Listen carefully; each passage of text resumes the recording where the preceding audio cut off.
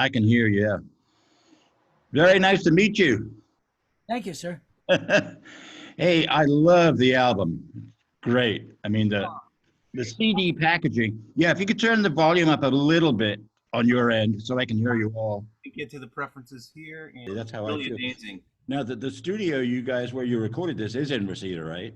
Correct. Yeah, that's our home studio here. Yeah, it's really nice. Right in this room here. Right. Oh, this is the room. Yeah, Yeah. yeah. You have a picture of the picture of the Beatles somewhere there. I saw that.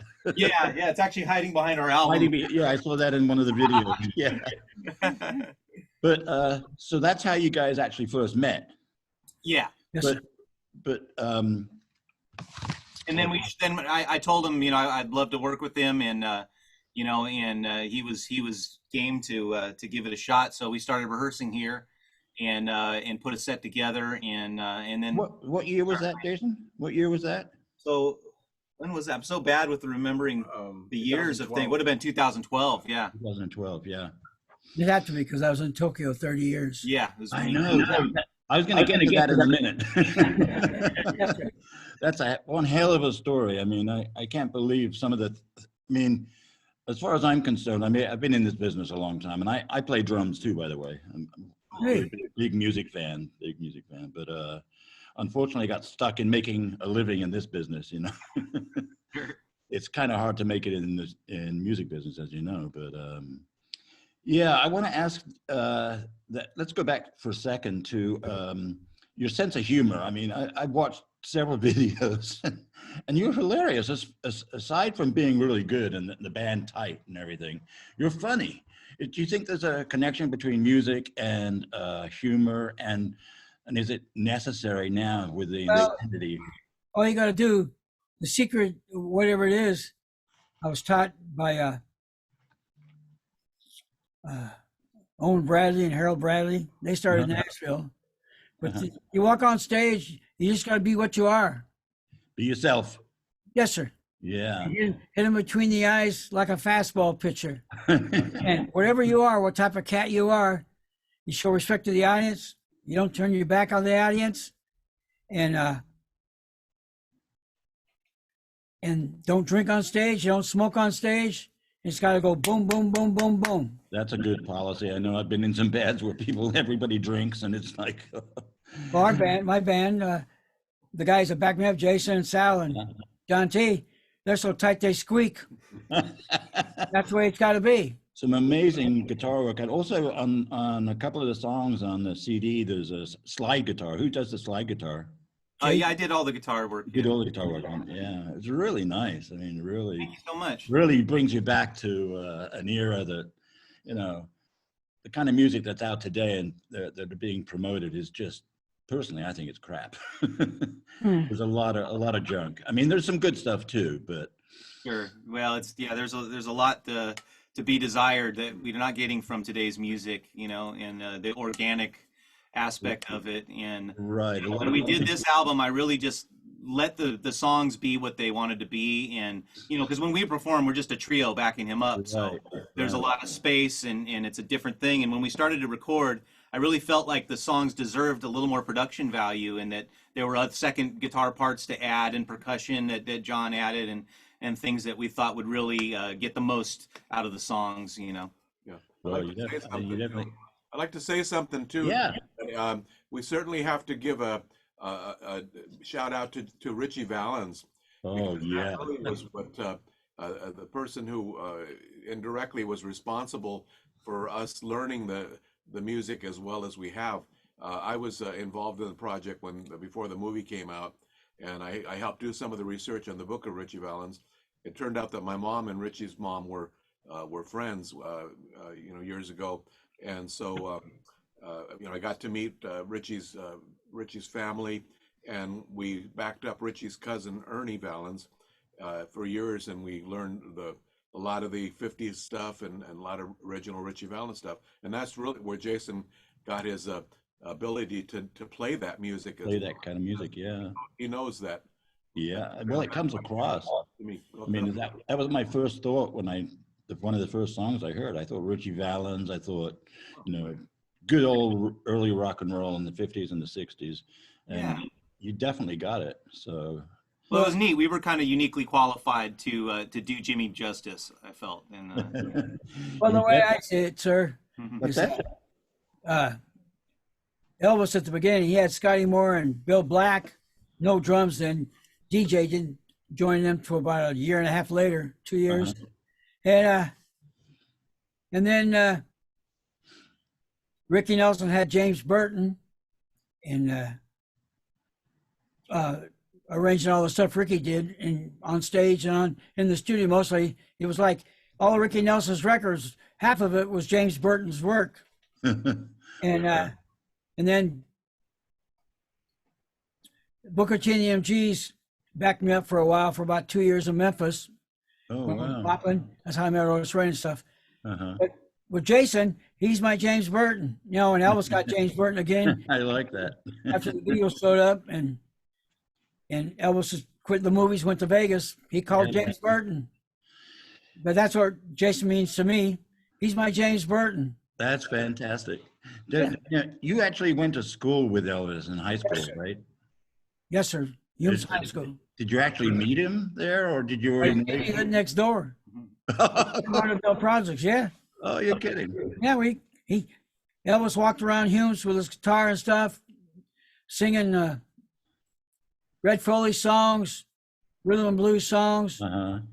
and dressed kind of crazy then, you know, out shirts and the pants and the whole bit. Uh-huh. And all I did in school was chase chicks and play baseball. I didn't. I heard that. Did you aspire to be a baseball player?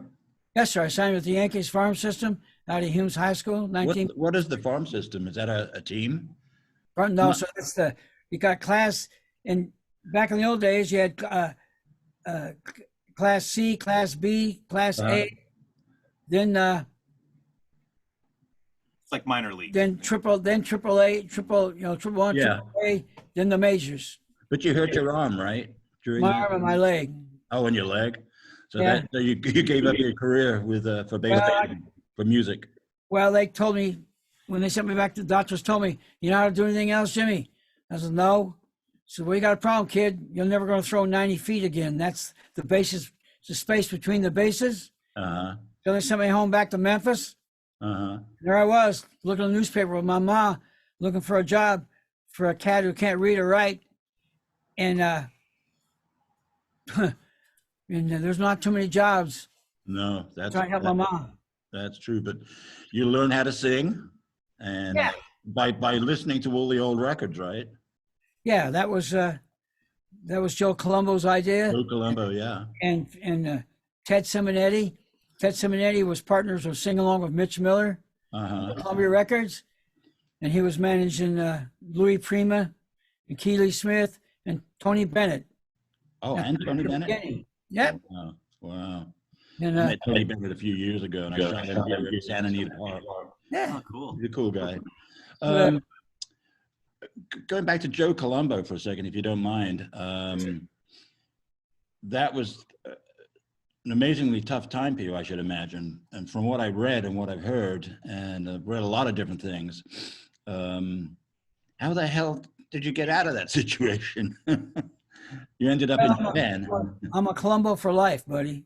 You know, that's He the way was your that- dad, right? Yep. He was the dad you never had. Yep. If it wasn't for the Colombos, I'd be washing dishes somewhere, maybe. And my mom would still be living in our Fort Lauderdale project apartment with sawdust for floors, Oh, wow. little kitchen, and one bedroom. That's what I was, Dad. Now, when he was shot, you there the first time, right? Is that correct? Was that where? Were you in that area when he was shot the first time? Wasn't he shot a couple? He got shot once. Oh, once. June 28, 1971, sir. 71. Oh, I okay. just got through rehearsing with Sammy Davis Jr. in the orchestra. There was about 350,000 people in Columbus Circle. Uh-huh. And I got off stage. Pop comes up to me. He says, gives me, he had a Coke in his hand. He said, "We'll get a slice of pizza, Jimmy. It's going to be a beautiful day." And this black cat came up. He had a press pass for the Daily News. We found out later his name was Jerome Johnson. He was a phony. And he asked to take a picture Pop. So Pop gave me the Coke, turned around, and he asked me, "Sure, kid." He said, "Hold this, Jimmy." He took the Coke. When my pop turned his head, he put 3 shells in to the back of my father's head. Oh my God. Oh my And he God. fell in my lap. Yeah, that's what I That read. Mignon was gone within seconds, just Wow. riddled. Wow. And the feds, they didn't do nothing. They're all over there watching. Holmes Ford just watching. They Yeah. didn't do nothing. They didn't do anything Nothing. because at that time, Nothing. yeah, the mob was so strong in New York at that point, right? I mean, it was. Yeah, I lived in New York in the '60s, and Yeah, where at? I was actually. My dad used to write for a British newspaper called the Daily Telegraph. Yes, sir. And we lived when we came to America in 1965. I came to America in '65 with the family, and then we lived out on Long Island actually. But I worked in the city. I worked in Manhattan. But yeah, I love New York now. But one of my shows I always did was Roslyn, Long Island. Roslyn? Yeah. My father's place? I was there. Yep, I was there with the Winters brothers. No kidding. And at my father's place? Yeah, my father's place. Yeah. I used to go. I saw Linda Ronstadt there. A lot of people there. Yeah. That was a fun gig. That kind of intimate too, because it wasn't too, it wasn't massive. But, no. On my song "Thank You for Loving Me" went to #1 in '68. Edgar Winters, Johnny Winters, and Rick Derrick played guitar. Brothers. Yeah. They all backed me up at that time when I was there, Roslyn. You had time management. Incredibly illustrious career, I must say, and it's just remarkable. I want to know what basically you're just again when you ended up going to Japan. Was it because the FBI was just hounding you about the mob? Yep. Information everywhere I went, they came right after me. My uncle put me on a bus. Jimmy Knapp put me on a bus. Wow. To Nashville in '81. I was at the Jim Reeves Museum. Uh-huh. An hour later, there's a knock on the door, and Mary Reeves, Jim Reeves' widow, God love her, opened the door. Mary, yes, we want you to know you have a mafioso on your property. Oh shit. Named Jimmy Angel. I know that. You gonna arrest him? No. We just want to let you know who you have there. Well, I know exactly. I talked to New York. He's mine now. We're going to make some records. And you want to talk to him? You going to arrest him? No? Well, good day, sir. And he shut the door in their face. And she became my idol. Wow. Yep. And so, and how long was it before you ended up going off to Japan after that? Well, I was in Nashville 5 years, living at the Jim Reeves Museum. Uh-huh. Owen Bradley was first me with Chet Atkins, Harold Bradley, Floyd Kramer, Boots Randolph, the Jordanaires, wow, and DJ Fontana on drums, and Buddy Harmon. And that's what I was doing. And Buddy Killen, who was the richest man in Nashville, that's Tree Publishing, he put me in his restaurant, the Stockyard Restaurant. Stockyard? Yep. And there's his daughter's band backed me up. That's what I was doing. Wow. Until Pat showed up. So Pat Boone was obviously a very big influence here in getting you out of the States. Yes, sir. Right? Pat Boone, as a human being, he's in the 98.9 bracket as a human being. He's a great man. He's how old is he now? 86. 86. I'm 85. He's 86. You're 85, right? Yes, sir. God, you look like you're in your 60s. You did great. The 1960s. That's milk at St. Joseph's Hospital. Yeah. But okay. No, I was just going to say. So, what do you do to keep fit? Because you're really energetic on stage. I mean, milk. I never drank. I never smoked. You never drank or never smoked? No, and this is the only thing I know how to do. Wow. See, you know how to do other stuff. I don't. Yeah. This is it. This is it. That's all I've done since 1957. This pandemic must have really hit you hard then, because not being able to play live is crucial for musicians. Yep. Yeah, I mean, we were playing several gigs a month, and actually our main gig was at the Smokehouse where we've been since the beginning. The legendary restaurant in Burbank. Right. So it's been really a drag, especially right now with the signing with Pat Boone and the promotion campaign that's happening for the album, and to not be able to perform is really. I mean, the timing is. It's right around. It was Valentine's Day, right when it was released. The packaging is incredible too. So yeah, not being able to. That's Dana Macklin, runs the gold label for Pat. He did all that. It's fantastic. As soon as I opened it up, when Jerry sent it to me, I thought, shit, this is a 45. It looks like a 45. It was great. Jerry Brown, they're great. I want to thank them. Jerry's terrific. I've known Jerry for years. He worked with me, or I worked with him on several projects over the years. But Jerry's a really good guy.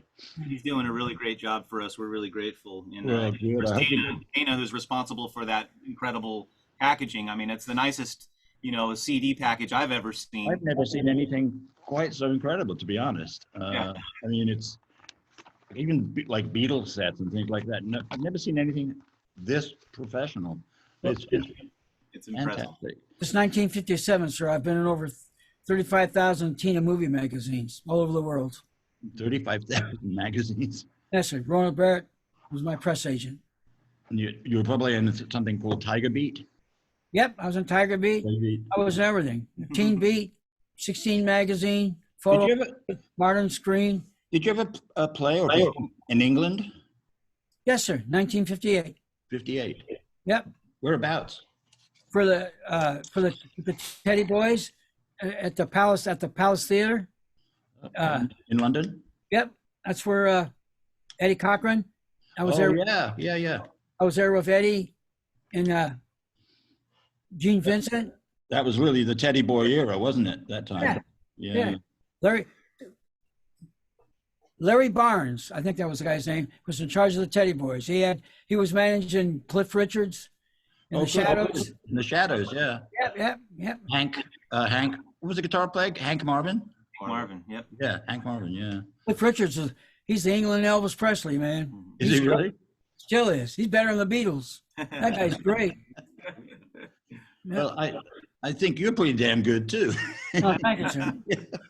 Well, if it wasn't for the Columbos, like I told you, there'd be no me. The Columbos, did they actually, they ran a studio too? Is that right? Was that the recording studio? I forget the name of it. Well, they own, when they found me, there was this girl from our high school, Bonnie Manel. She was working at Popular Music Store, Joe Cookie's record store. That's where Elvis, Jerry Lewis,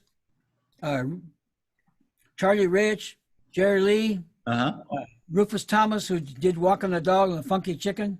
That's where he did his regular show for WDIA radio in Memphis. And then I was there looking at this chick walk back and forth. And here comes Joe Coogie. Hey, Jimmy, I got some fat cats from New York City. And I told them about your problem. They want to talk to you. So here comes these four guys.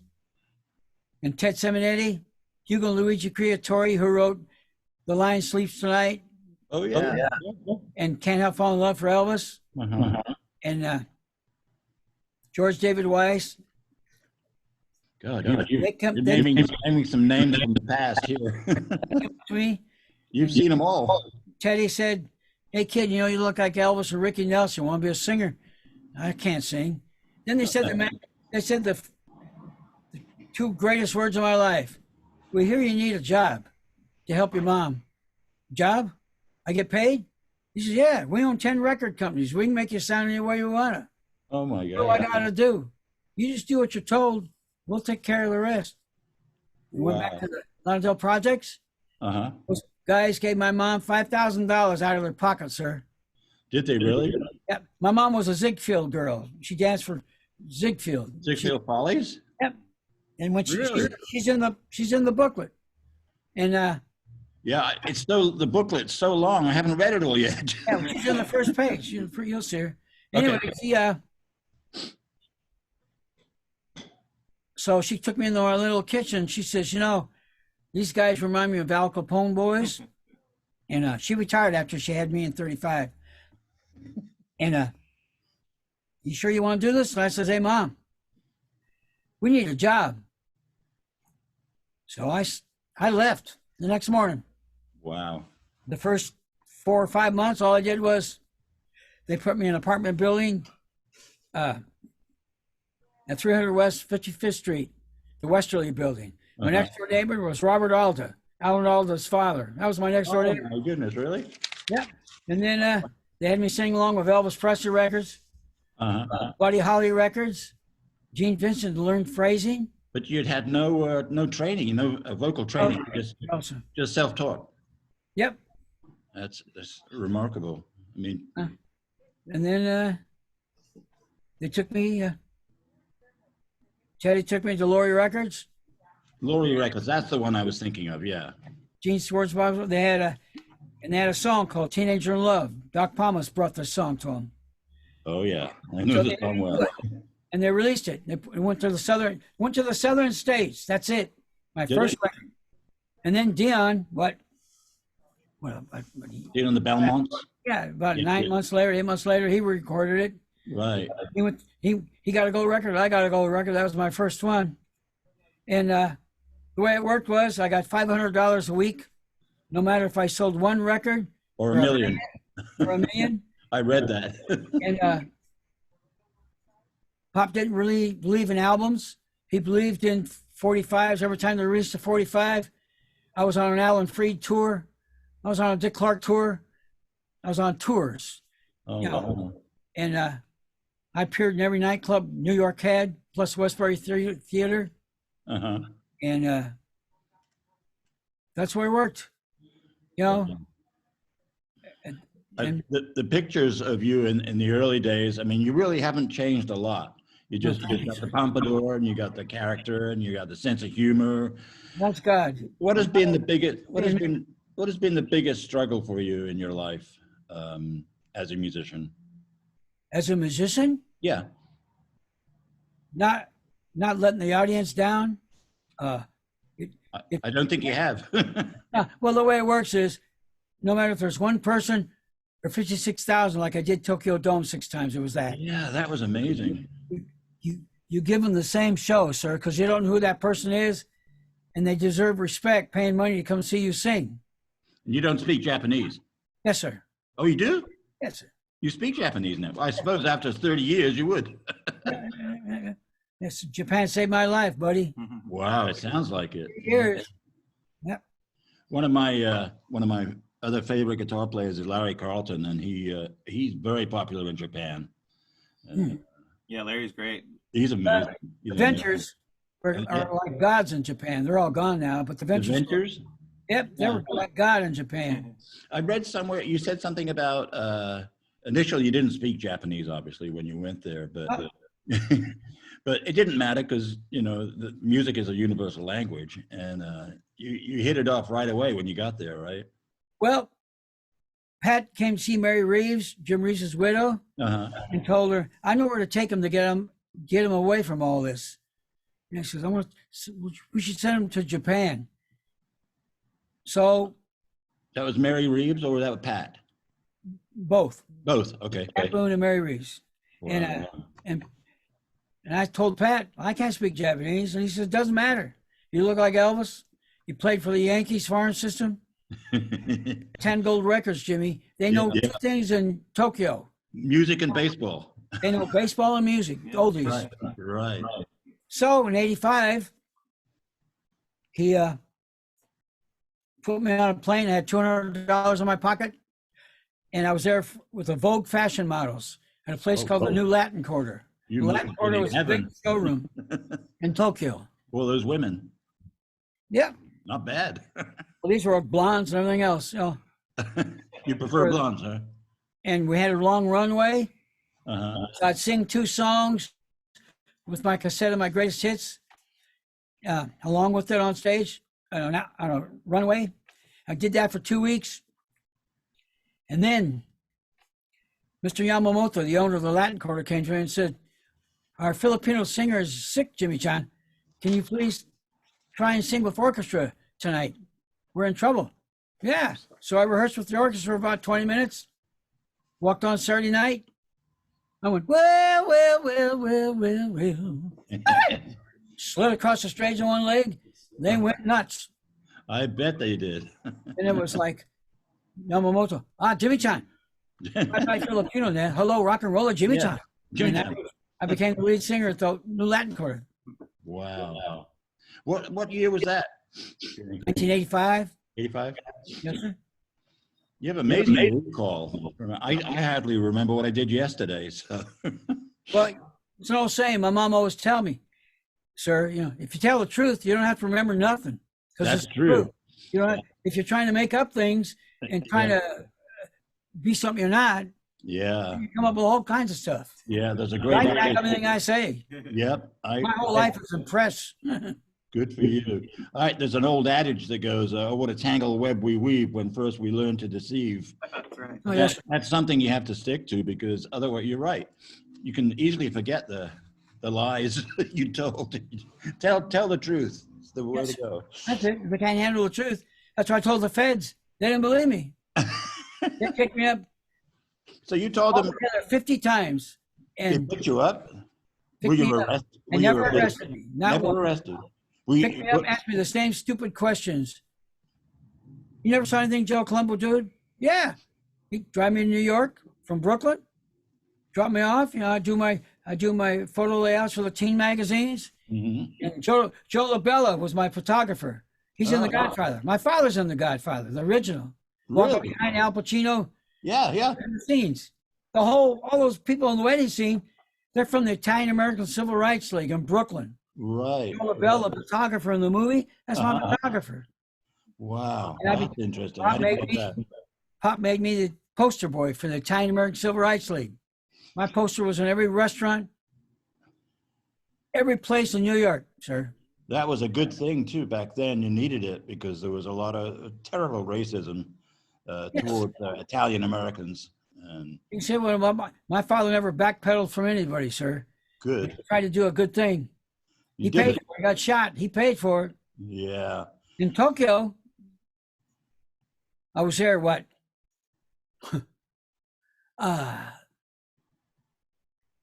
3 years in the New Latin Quarter, Uh-huh. and this guy comes, and they called him Wally from the Mainichi News. He speaks English. Oh, you're so great. And he did a story on me for the Japanese newspapers, Uh-huh. Mainichi News. And it went all over the place. Then all of a sudden, all the newspapers started showing up. Oh, I bet. And then I got Tokyo Dome, and then they went nuts. And then I started appearing in every book Japan had, I appeared in, every TV show, every radio show. And then the Japanese mob, Yamaguchi Gumi, The Japanese mob. Wow. they took my management over in Tokyo. It was just like being in New York. It's the same thing, huh? Well, see, in Japan, they run the vending machines, Uh-huh. the lady boys, the girl groups, the lady boy bands, the bands, the music business, boxing, Is that still true today? the bars. Yeah, they're the control. Everybody, they get a piece of everything. Yeah. If you don't play ball, no working visa, say, bye-bye. Because you can't blame them. Yeah. It's like this. Say you're Japan, Terry. Yeah. Here comes these people, and they're making money off of you. Yeah. Well, they want to come and go to Japan, make money, get on a plane, and leave with the money. Right. They don't. Not that stupid. No. You want to come absolutely. here and take advantage of Japan and work here, you pay.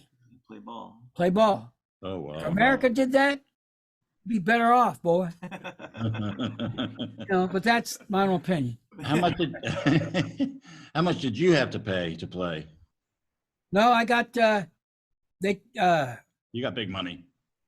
yeah, Yeah. they took some of it. They- I averaged out maybe $1,500 a week. 2000. Yeah, and that's not bad for the era, right? I guess. No, plus I had a mansion and I had keys to all 6 apartments in Tokyo. Oh wow. I worked 6 nights a week, 4 shows a night. Do you ever miss Japan? Restaurants wouldn't take money from me in Tokyo, just like in New York. That's nice. Yeah. Yeah. The girls, a revolving door of beautiful girls. Oh, I love Asian women. So Japanese are. I wrote a song. Japanese girls are ooh ichiban. Japanese girls are so much fun. Kawaii, cute, cute, cute. If you kiss one, you'll say it too. Japanese girls are number one. Wow. I bet that was a pretty big hit there. It was. Japanese girls are number one. I was married to a French girl. There you go. Yeah, she was pretty fun. She probably still is French. Now I'm married to an American. So. Buddy, I met a girl in Tokyo. Her name's Keiko Yamamoto. And she played guitar better than Joan Jett. Oh man. And looked like, just give me like better than Bo Derek in Japanese. Wow. And they closed the Hard Rock Cafe for 3 hours in Roppongi. I had the roses and the flowers and the rings. Asked her to marry me. They closed the Hard Rock for 3 hours. I had my own waitress.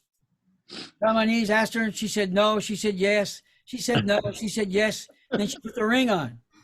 She took me to her she asked me to visit her parents on a Sunday, the next day in Yokohama. So I get to her home. The first question her father asked me, "Say, how old are you?" 69. I go, no. How old are you? 69. And Keiko says, Papa, Jimmy-chan's 69. Next Wednesday, May 16th, he'll be 70, eh? And the father went, eh? And this guy looked at me for almost 40 minutes, not saying nothing. Oh my God. I didn't get the chick. I stayed with my friend. Her song, Rock and Roll Girls, in the album. I wrote that for her. That's a great song. Thank you. But that's a terrific story. It's the truth. And I was just going to ask you that, there are always stories. Everybody has stories, especially musicians. And some of them are even true, but I know you really are. You're really the real McCoy. These things really did happen to you. And it's phenomenal. A lot of things happened there, and then I was in Roppongi going to do a layout for Coca-Cola magazine. I had my portfolio, all my press that I keep in a big giant bag that Pat gave me. And I had my 45s because they're going to take a picture of my 45 hits. Oh, yeah. And at 11 o'clock, the earthquake came, 9.5. It hit. Oh, my God. And it didn't stop. I'm running out of the building, and Papa Yamaguchi and his girlfriend, who speaks English, follow Papa. I'm running with him. And I have a teddy bear. His name's Lucky. He's been with me 65 years. You still have him? Yep. And I dropped him when I was running. And where I was, I'm running, and I dropped him about 8 feet behind me. And I went back to get him. As I went back to get him, half a building fell right where I was. Oh my God. So upon my mother's grave, that's really happy. I picked up my bear, and Papa Yamaguchi took me to what do you call it? A bunker. A bunker, a World War II bunker the Japanese had in the city. That's where they kept their guns, beds, hiding from mommy, food, Yeah. Yeah. And it was airtight. Wow. I was in there 2 weeks with him and his girlfriend. That teddy bear called Teddy saved your life. His name's Lucky. I mean, sorry, Lucky. Yeah. Lucky Bear. Yeah. Lucky Bear. Right. Yeah. He saved your life. He Yes, earned his name that day. He really did. Yes, sir. That's a hell of a story too. I mean, now when you're not performing, what kind of music do you like to listen to? Well, the only guys I like out now, I like AC/DC because I like the melodies, and I like the way they play the guitars and stuff. I hate fuzz tones and all that other stuff. Yeah. I like playing. There's Keiko, buddy. Oh, I can't see. Hold it up to that camera's right above there. Maybe you can. Oh, there you go. You can kind of see. Oh yeah! Wow. Wow. Do you keep mementos of all the women over the years? Yeah, my life. Yeah. Yep. Yeah. You know, the funny thing, Thor, before the earthquake, Thomas Schaefer, American ambassador for Japan. Now, talk about a small world. He was George Bush's American ambassador, and he was partners with George Bush with the Texas Rangers. Oh, wow. That's who they bought the Dodgers from, Thomas Schaefer. Really? They turned the Dodgers when they were having that trouble with that wife and husband. Turned the Major League Baseball turned it off to Thomas Schaefer, and that's who they bought the Dodgers from. Wow.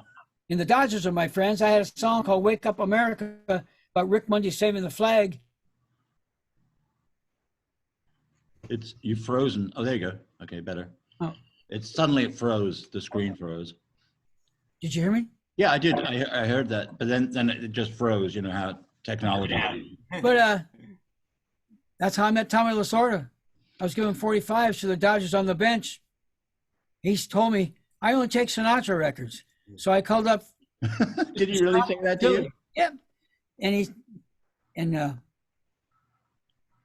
Frank says to me, "Aren't you at the ballpark?" I says, "Yeah." And look, I just saw Tommy Lasorda, and he says he only takes your records. I want to give him a 45 of "Wake Up America." Here's the phone number of the dugout. He called him up, and here comes Tommy chasing me down third baseline with Bill Schumard, the public relations guy for the Dodgers, who set up Jimmy Angel Day. And hey kid, do you know who just called? Yeah, Mr. Sinatra. Give me 10 of those records. I gave him 10 of them 45. That's how I met Tommy. But going back to Tokyo, I was in that bunker 2 weeks. I came out, and Japan was flattened. Everything gone. Hostess clubs, hotels, the tidal waves, bigger than you could think of. Yeah, I saw coming.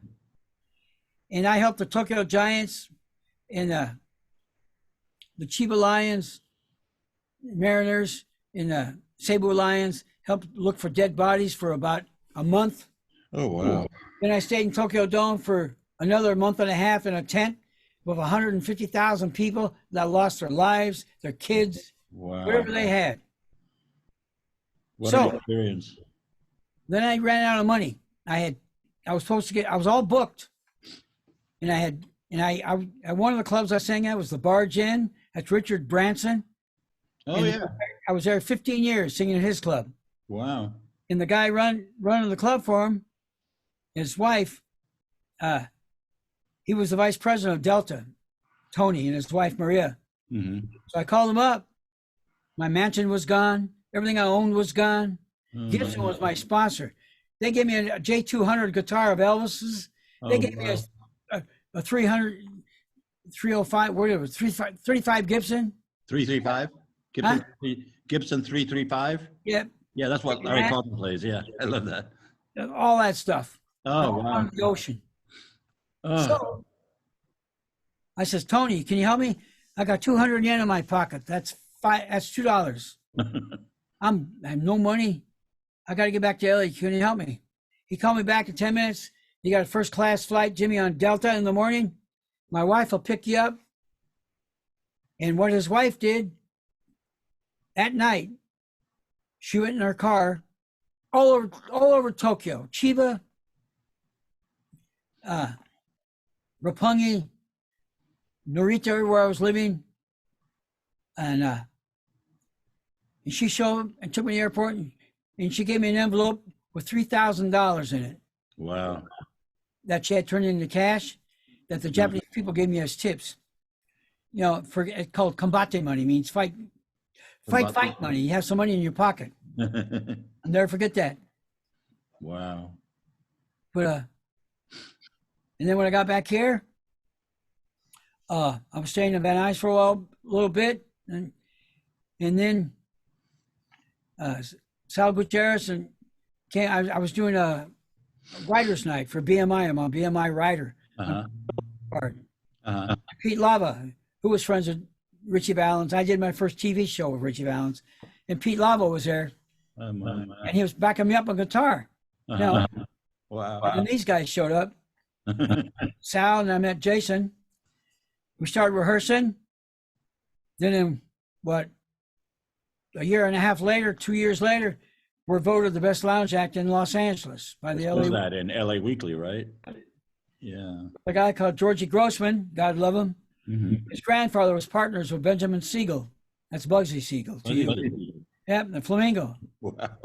And his grandfather was his partners for the food industry for Vegas. Uh-huh.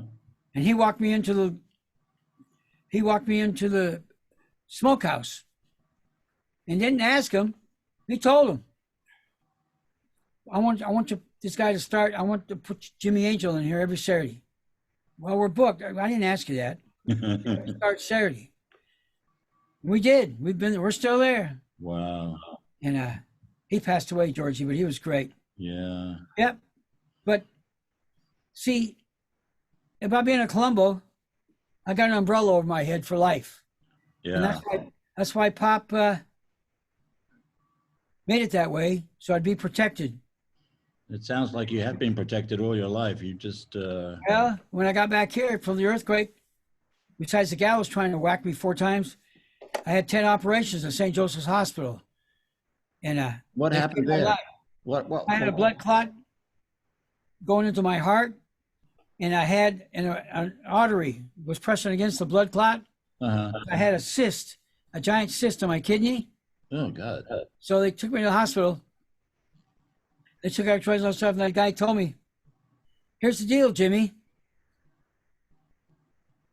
You have an artery. Your heart. There's a blood clot about a half an inch, not even that, heading to your heart. And if it moves, you're dead. So we have to have an operation, 2 of them at once. We have to stop the blood clot, and we have to release the thing on the kidney. So they'll release the artery, blocking the blood clot. And once you release the blood clot, it's going to shoot your heart like a bullet. We have to put a catcher's mask in there. So the first operation, they put it like a catcher's mask in front of my heart. Oh God. And then the second operation, 15 minutes later, they took the cyst out of my kidney, off my kidney. Wow. And that was the first one. Then they found between 12, 15 blood clots in my body. Oh my goodness. Then they put like a machine, a brand new machine, like a vacuum cleaner, to vacuum all my arteries. And they had the doctors, those guys saved my life. Where was this? What hospital?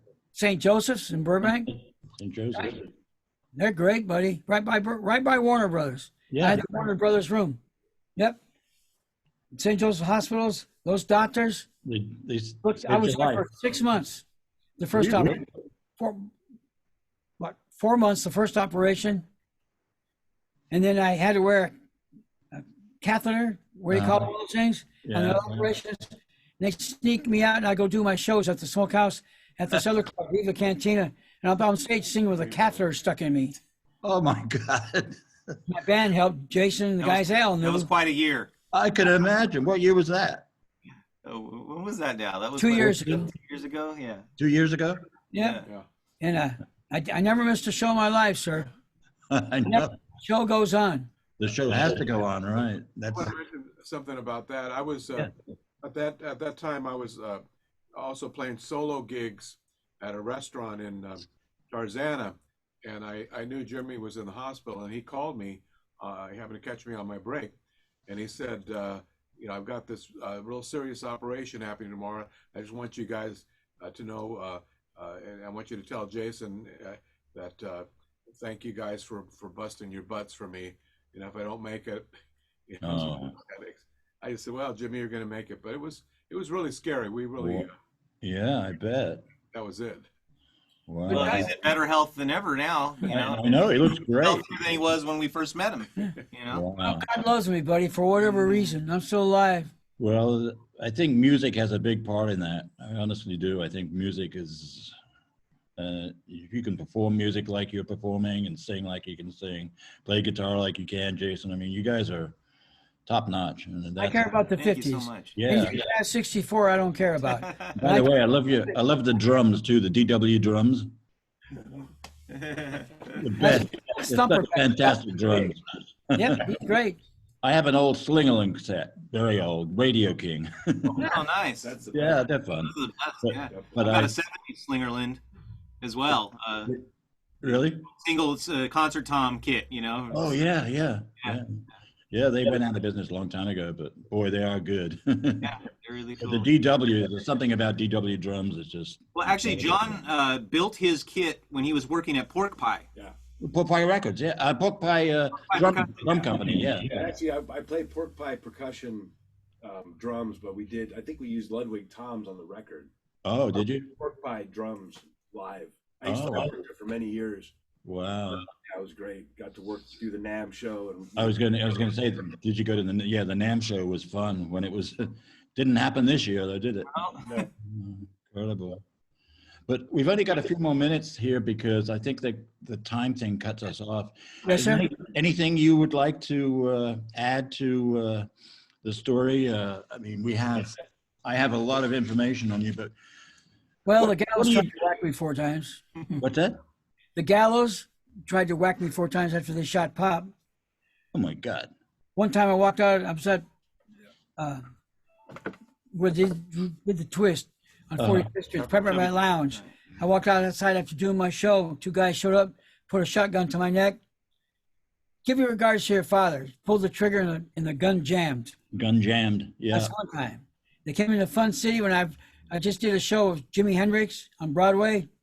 Oh my goodness. 2 guys walked in with sawed-off shotgun, shut up the place. People got killed. And Holy shit. Howie Finkelstein, the owner of Fun City on Broadway, jumped on top of me, put a table up. And then they tried to get me on Williamsburg Bridge. And then again on in the Holland Tunnel. Oh my God. And I still live. How the hell did they find you in the Holland Tunnel? Following me. They were following you. I lived through the biggest mafia war in New York history, sir. I know that. Gallows against the Columbus. We won. All that's left of the gallows was widows.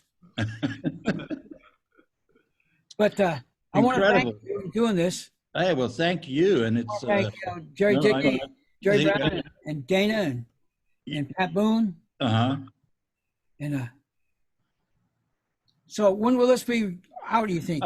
Probably next week. And I'm going to do, because it's going to take me a little while to compile it, but more than likely next week. And I'll let Jerry know, and then I'll let you know. If you send me, one of you guys can send me an email or through Jerry, whatever's easier.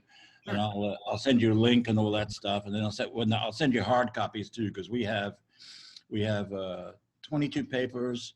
We have a big website called Hey Media, which covers all of LA and San Fernando. That's great. So yeah, that's what I want to put on, and maybe we can put on some of the links from your YouTube videos, if that's okay with you guys. Yeah, it's fine. Anything. Yeah, that'd be fun to do. And I really appreciate it, sir. Yeah. well, we appreciate it too. And then when Jerry told me, I got to meet this guy.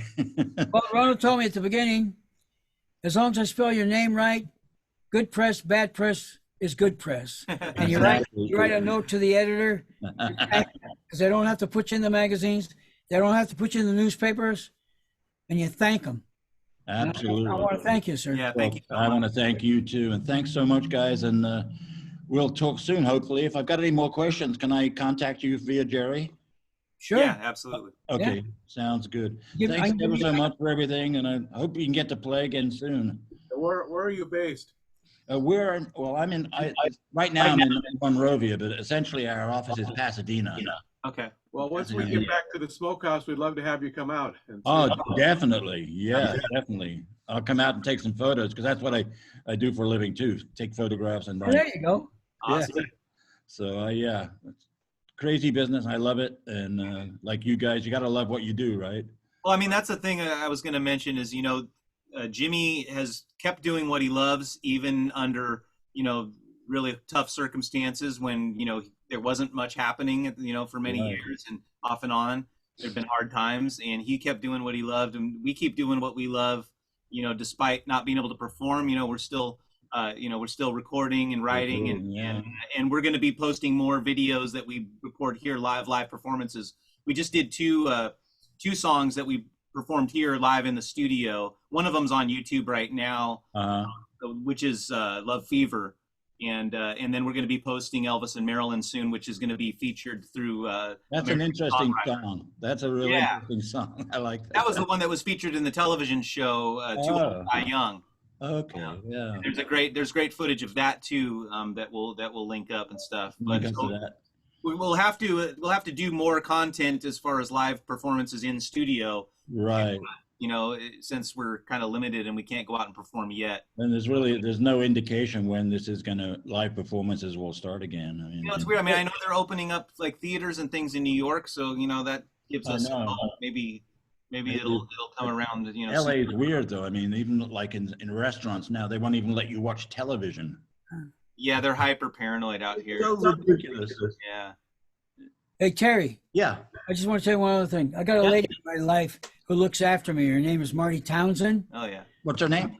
Marty Townsend. She's in the booklet. Okay. She's a little black chick with a cowboy hat. Okay. Anyway, she took care of me after 10 operations, looking after me, keeping me fit, you know, drives me to all my appointments and looks after me. So that's a great thing for a lady to do. That really it's really is. been invaluable to Jimmy and to the band. And to the band, yeah. Too, so. Getting you to and from the studio and everything, yeah. The big VIPs behind the scenes too that really helps us out. So we're well, you got talent, you got a lot of support, and you got we're very blessed. Yeah, and I love all the guitars on the wall. Jimmy Angel Fan Club on Facebook too. That. Oh, is there? George Oriana, Jimmy Angel Fan Club. I'll look it up. Yeah, our good buddy George Oriana and his brothers who come to every show we perform at, Joe and Lou, they have that set up and so that we just have a lot of really great people that love Jimmy and they love the band and they're very supportive and helpful and we're very blessed. It's so good to see that this kind of the 50s and the 60s is coming back to life because you listen to a lot of electronic stuff and a lot of people are making music on computers and drum machines and shit like that. Yeah. To me, that's not music. That's I mean, it serves its place, but it's not the same thing as guys, on a stage interacting with each other, working with each other. Exactly. Yeah. That's something that you just can't duplicate artificially. Can't replicate that. No, exactly. Having a band on stage, it's just like playing shortstop, sir. The second baseman has to know the shortstop. The shortstop has to know the second baseman. My band knows me, and I know them.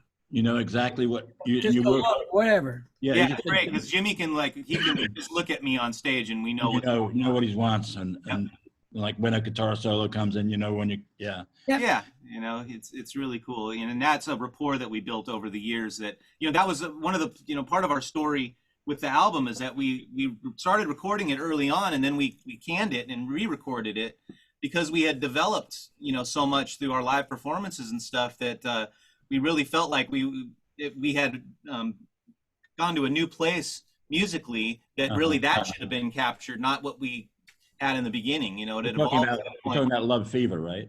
Yeah, we're talking about the Love Fever record. So we canned all our first recordings and we re-recorded everything. Re-recorded. I see. We had just really developed and gotten really tight, and arrangements had developed, and deciding what tempos things were going to be at, and arrangement wise, there were a lot of changes, and so I'm glad we did that because it was the right move, and now we really feel like we captured the songs as they in the best light that we did. Well, I hope this record does good for you. I hope you sell a lot. You. The Love Fever song I wrote that for Annette Funicello. She was my friend. And Elvis and Marilyn, all my friends are in that song, sir. Which song was that? Elvis and Marilyn. Elvis and Marilyn. Oh yeah. Right. All my friends are in that song. That's really kind of Jimmy's iconic statement. It really is. Yeah. People you knew and. Yes, sir. The timing. Yeah. Wow. I could talk to you for hours. Well, maybe when we meet in person, we can do that too next time. But thank you so much, everybody, for your time. And Jimmy, thank you so much. Oh, Terry, thank you so much for this, sir. Yeah, thank you. My pleasure. And good to see you all. And okay. We'll talk soon. Sounds good. You 50's your best, Terry. Thank you. Get the rest. All right. Take care. Bye-bye. Bye. Bye-bye.